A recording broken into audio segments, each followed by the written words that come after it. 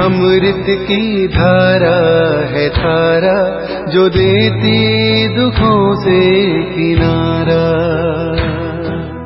मुरली अमृत की धारा है धारा जो देती दुखों से किनारा। भूले जीवन में हो जाए शिव बाबा मुरली में समझाए। भूले जीवन में हो जाए शिव बाबा मुरली में समझाए। ओम शांति। आज की तारीख है 29/7/2022 की साकार मुरली। बाबा के महावाक्य। मीठे बच्चे, तुम्हें अपने हम जीन्स का उद्धार करना है। बाप ने माताओं पर ज्ञान का कलश रखा है, इसलिए माताओं पर बड़ी जवाबदारी है। प्रश्न, तुम माताएं किस विशेष कर्तव्य के निमित्त हो? तुम्हारे ऊपर कौन सी रेस्पॉन्सिबिलिटी है? उत्तर, तुम इस पतित दुनिया को पावन दुनिया, नरक को स्वर्ग बनाने के निमित्त हो। बाप ने तुम माताओं पर ज्ञान का कलश रखा है, इसलिए सबको सद्गति देने की रेस्पॉन्सिबिलिटी तुम्हारे पर है। तुम हो शिव शक्ति सेना। तुम्हें अब अपने हम जीन्स का कल्याण करना है, सबको पतित बनने से बचाना है, वेश्याओं का भी उद्धार करना है। गीत रात के राही। रात के राही,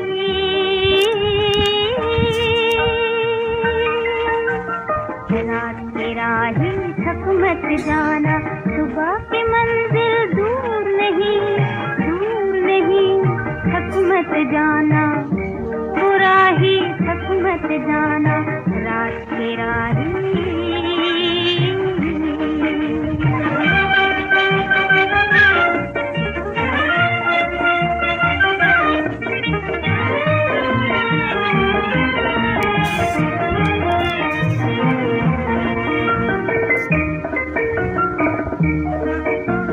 धरती के फैले आंगन में पल दो पल है रात का। ओम शांति। बच्चों ने गीत की लाइन सुनी। अब चले वतन की ओर, अर्थात सुखधाम की ओर। सुखधाम की स्थापना अर्थ माताओं को ही रखा गया है। ज्ञान अमृत का कलश माताओं पर रखा है। जैसे ओपनिंग की सेरेमनी व स्थापना की सेरेमनी की जाती है ना, तो परमपिता परमात्मा वैकुंठ की ओपनिंग कराते हैं माताओं द्वारा। कलश माताओं पर ही रखते हैं। तो अब बच्चियों को खड़ा होना है।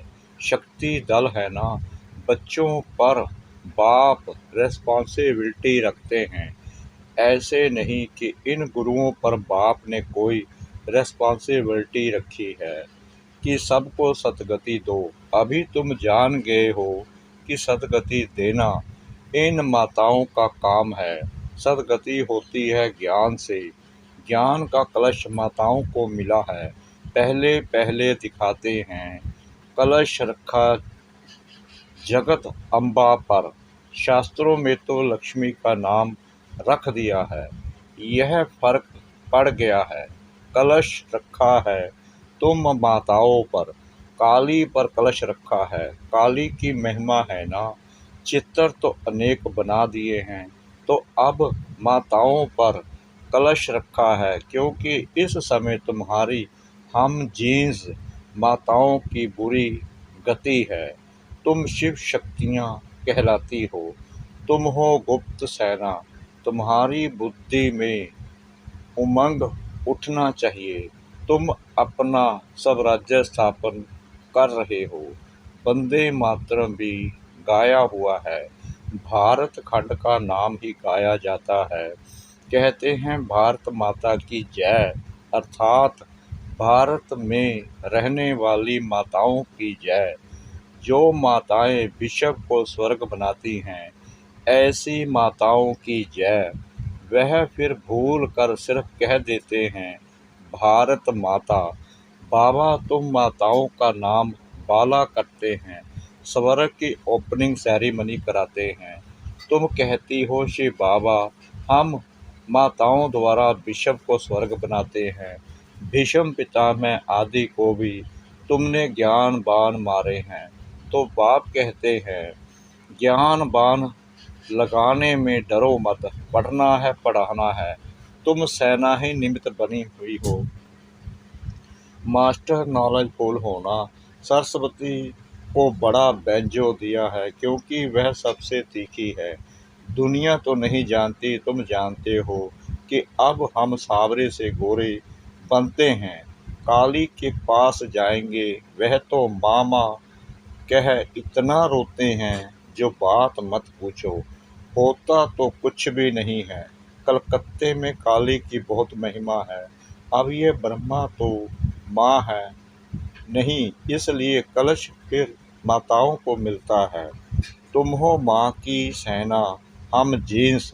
तुम कहते हो बाबा जैसा हूँ वैसा हूँ, आपका हूँ।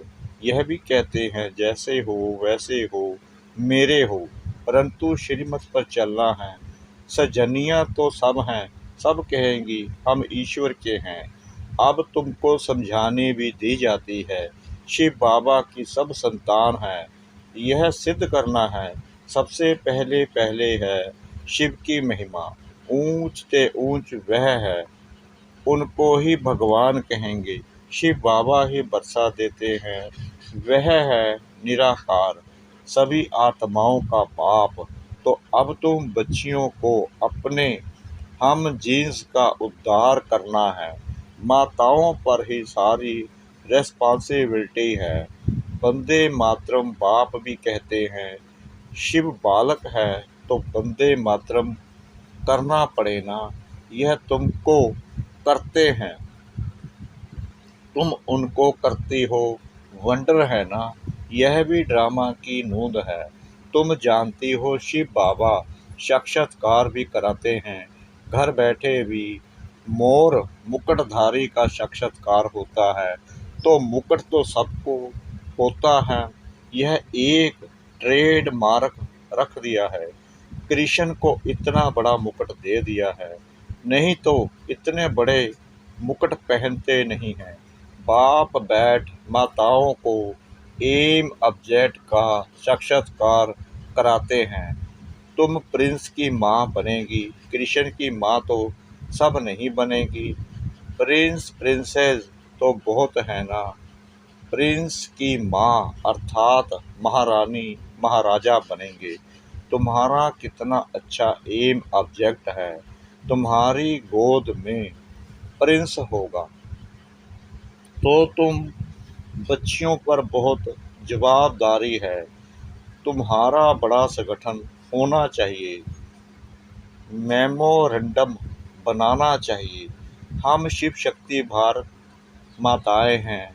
हमने भारत को कल पहले भी स्वर्ग बनाया है। श्रीमत पर माताओं को बहुत होशियार होना चाहिए। आजकल तुम्हारी हम जीन्स पर बहुत मार पड़ती है। विश के लिए तो रड़ी मारनी चाहिए।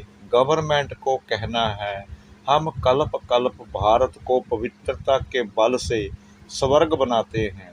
इसमें हमको यह विघ्न डालते हैं। हम पवित्र रहना चाहते हैं। साथ में यह पुरुष भी कहेंगे बरोबर पवित्रता अच्छी है। लोग दवाइयों आदि से बच्चा पैदा होना बंद करते हैं, परंतु इनसे तो कुछ भी नहीं होगा। बाप समझाते हैं पवित्र बनो। तुम माताओं के साथ मददगार गोप भी हैं। बच्चियों को खड़ा होना चाहिए, जलवा दिखाना चाहिए। गवर्नमेंट को कहना चाहिए कि भगवान बाप कहते हैं पवित्र बनो। शिव बाबा के बच्चे तो सभी हैं, तो भाई भाई हो गए। फिर प्रजापिता ब्रह्मा की संतान होने से भाई बहन ठहरे। अब नई दुनिया स्थापन हो रही है। शिव बाबा के संतान, प्रजापिता ब्रह्मा के बच्चे, भाई बहन विष की लेन देन कर न सके, यह है युक्ति। कल्प पहले भी बाप ने ऐसे ही पवित्र बनाया था। हम माया रावण पर जीत पाते हैं। यह रावण ही भारत का बड़ा दुश्मन है। रावण से हारे हार है। राम आकर इन पर जीत पहनाते हैं। परंतु अब तक कईयों का पति आदि में मोह ऐसा है जो बात मत पूछो। अभी तो माताओं को कलश मिलता है। समझाना है कि हम तो स्वर्ग के दरबार खोलती हैं। उन्होंने कलश लक्ष्मी को दिखाया है, परंतु लक्ष्मी तो है ही पवित्र। वह ज्ञान कलश रखकर क्या करेगी। ज्ञान का कलश है जगत अम्बा पर।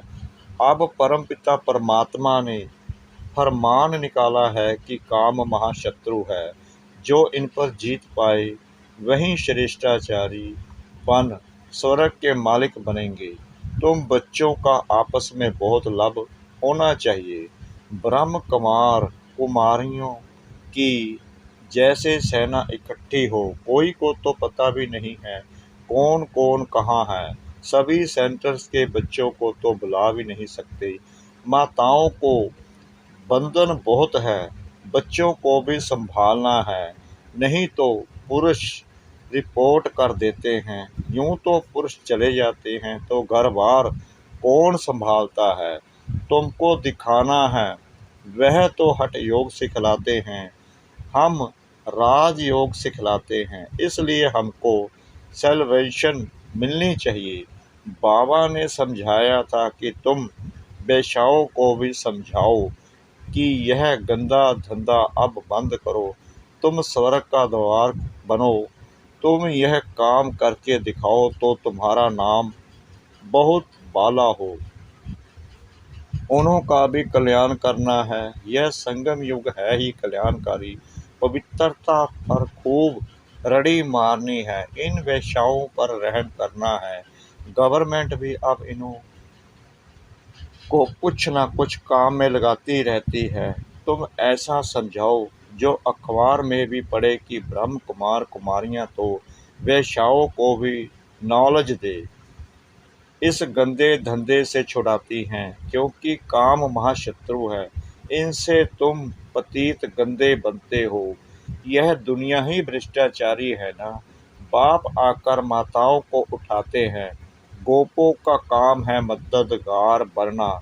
जो मेहनत करेगा वह ऊंच पद पाएगा।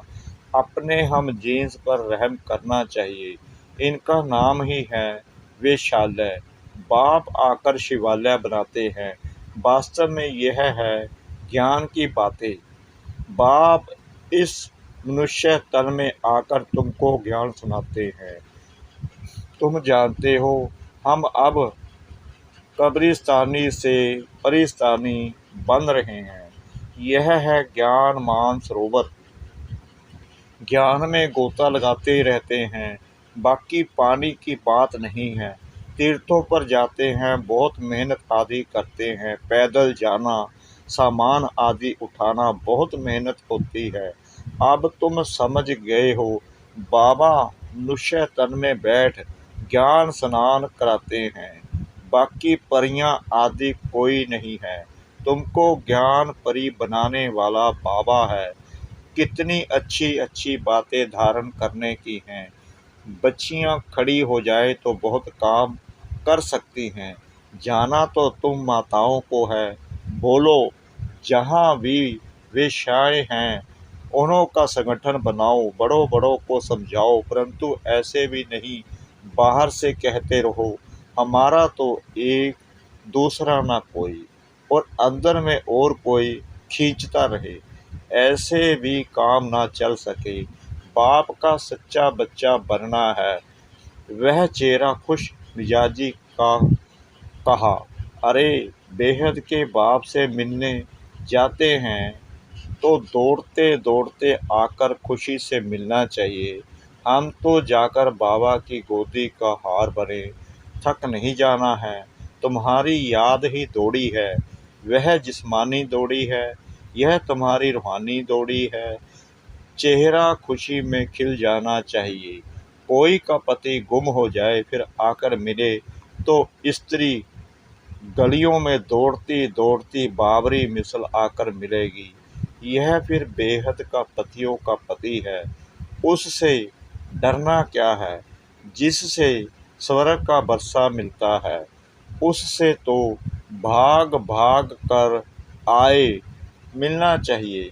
अच्छा, मीठे मीठे सिखला दे बच्चों प्रति मात पिता बाप दादा का याद प्यार और गुड मॉर्निंग।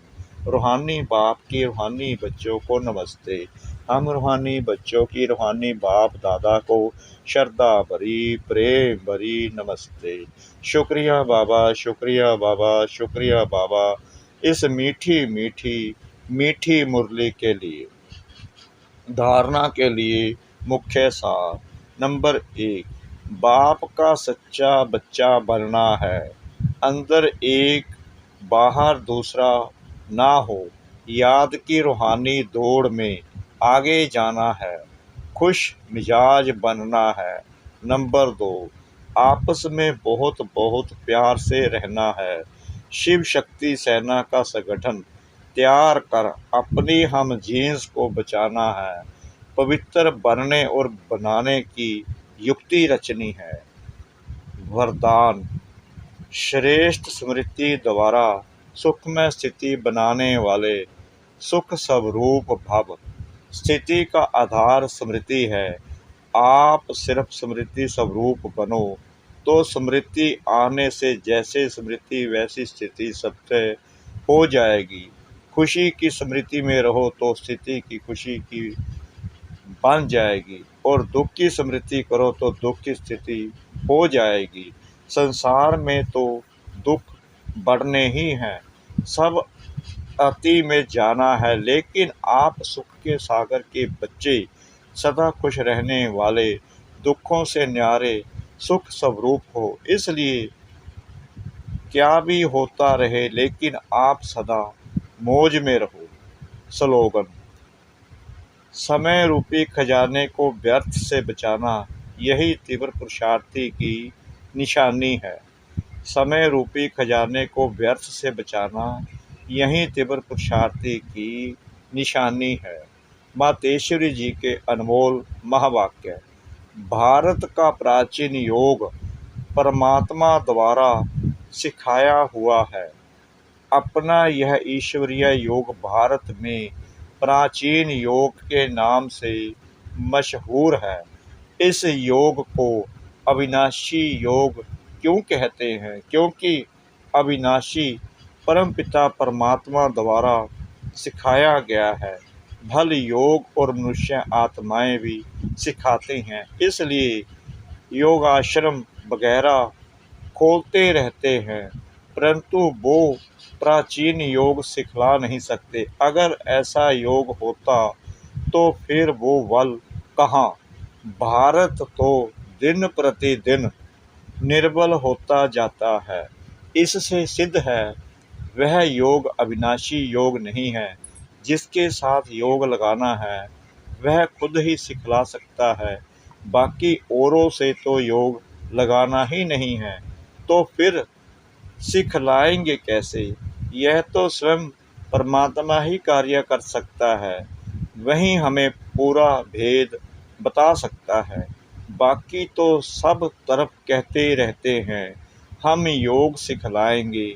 यह तो हम जानते हैं कि सच्चा योग तो खुद परमात्मा ही सिखलाए। सूर्यवंशी चंद्रवंशी घराना स्थापन कर देवी राज्य स्थापन करते हैं। अब वो प्राचीन योग भी परमात्मा आकर कल्प कल्प हमें सिखलाता है। तो आत्मा मुझ परमात्मा के साथ निरंतर योग लगाओ तो तेरे पाप नष्ट हो जाएंगे। अच्छा, ओम शांति।